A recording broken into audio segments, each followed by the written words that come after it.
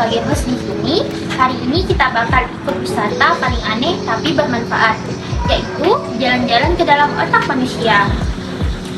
Dan yang mimpin tour kita kali ini ada Kak Mira sebagai tenaga vokasi farmasi di sini.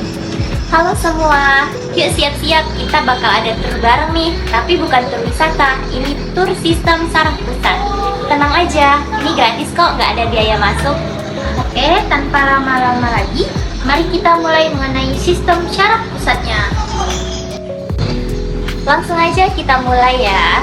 Pertama, mari kita mulai dari pintu masuk dunia saraf, yaitu neuron atau sel utama sistem saraf yang mengirim sinyal. Setiap neuron punya rumah namanya soma atau badan sel. Antena penerima sinyal disebut dendrit dan kabel pengirim sinyal disebut akson. Biar sinyalnya ngebut, akson dibungkus dengan milin, yaitu pembungkus lemak untuk mempercepat impuls. Di sela-selanya ada yang namanya nodus renvir atau celah kecil tempat impuls melompat makin cepat. Lalu, saat neuron mengirim pesan, muncul arus listrik mini yang disebut aksi potensial, yaitu sinyal listrik pada neuron. Pesan itu dikirim di tempat pertemuan bernama sinap. Sinap sendiri adalah celah komunikasi antar neuron yang menggunakan neurotransmitter atau zat kimia pembawa pesan. Berarti otak kayak kota dengan kabel-kabel hidup ya? Betul banget. Dan semua kabel hidup ini kumpul di dunia besar bernama sistem saraf pusat atau gabungan otak dan sumsum tulang belakang. Lanjut, begitu masuk, bangunan paling besar adalah cerebrum atau otak besar untuk berpikir. Cerebrum sendiri dibagi menjadi 4 distrik. Yang pertama ada lobus frontal yang mengatur pusat logika, perencanaan, dan kontrol emosi. Yang kedua ada lobus parietal yang mengatur pusat sensorik tubuh. Yang ketiga ada lobus temporal yang mengatur pusat ingatan dan pendengaran. Dan yang keempat ada lobus occipital yang mengatur pusat penglihatan. Otak sendiri dipisah dengan 2 sayap oleh corpus callosum, yaitu jembatan penghubung belahan otak. Di bawahnya ada cerebellum yang mengatur keseimbangan dan gerakan halus.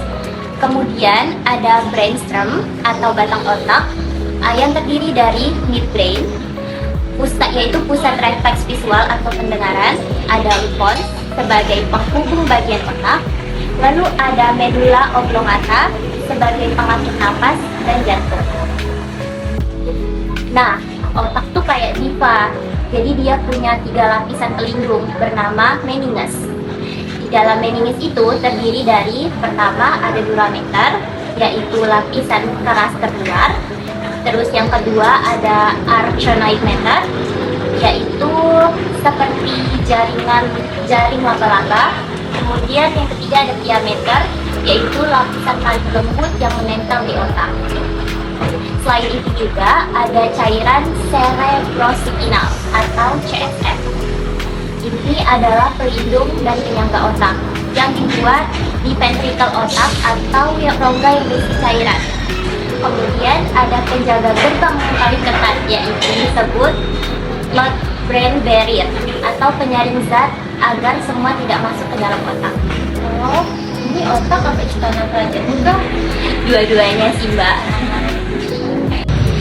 Sekarang kita masuk ke ruang pengendali gerakan, yaitu korteks motorik atau mengatur gerakan tubuh. Lalu ada korteks sensorik yang menerima sensasi, sentuhan, suhu, dan nyeri. Di bawahnya ada ganglia basal, yaitu mengatur gerakan halus. Dan pusat transit besar bernama hipotalamus, yaitu tempat semua sinyal sensorik lewat. Di dekat situ ada hipotalamus yang mengatur hormon, lapar, suhu tubuh, dan emosi. Ada juga pituitari, yaitu kelenjar, hormon pusat, dan sistem limbik yang mengatur pusat emosi dan motivasi.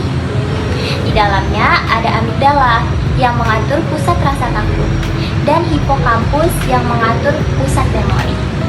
Amigdala tadi pusat rasa takut ya? Berarti dia dong yang bertanggung jawab Yang bikin aku takut lihat saldo rekening pas lagi tanggal 2 nggak? Nggak gitu dong, Mbak. Amigdala itu bekerja untuk rasa takut yang lebih biologis. Misalnya ada benda yang mengarah lebih cepat ke arah kita.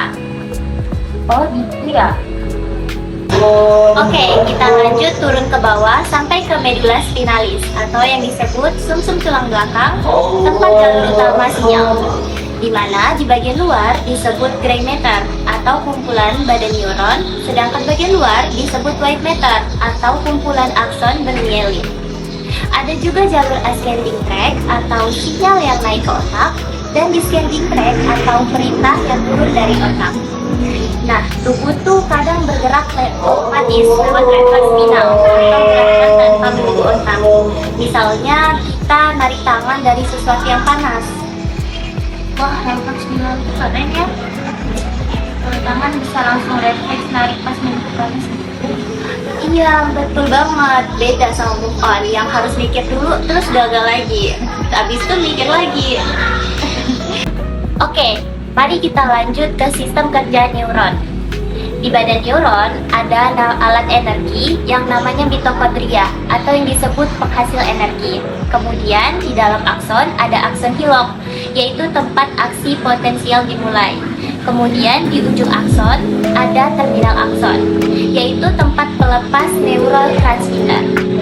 Lapisan milan sendiri dibuat oleh oligodendrosit atau sel pembuat myelin di SSP atau sistem saraf pusat. Neuron dibantu oleh astrosit atau pengatur nutrisi dan ion. Ada juga mikroglia atau sel imun otak dan jaringan pendukung bernama neuroglia atau semua sel penunjang neuron. Wah, banyak banget ya istilah-istilahnya. Iya, Mbak. Dan yang lebih penting lagi, semua ini tuh kerjanya barengan tiap detik supaya kita bisa mikir, bergerak, dan hidup. Untung kalau nggak dimasukkan ke istilah medis. Kalau galau kronis, mungkin bisa masuk ke wilayah limbik sistem kali ya, tapi itu pembahasan yang lain ya, Mbak. Baik, terima kasih Kak Ira. Tur otaknya lengkap, tapi tetap bikin ketawa. Sama-sama, semoga yang mendengar juga bisa bilang, oh ini loh isi otak kita, bukan cuma bisa bilang, aduh pusing. Bersama saya di sini, Coach Syifa dan Kak Ira. Sampai ketemu di episode berikutnya.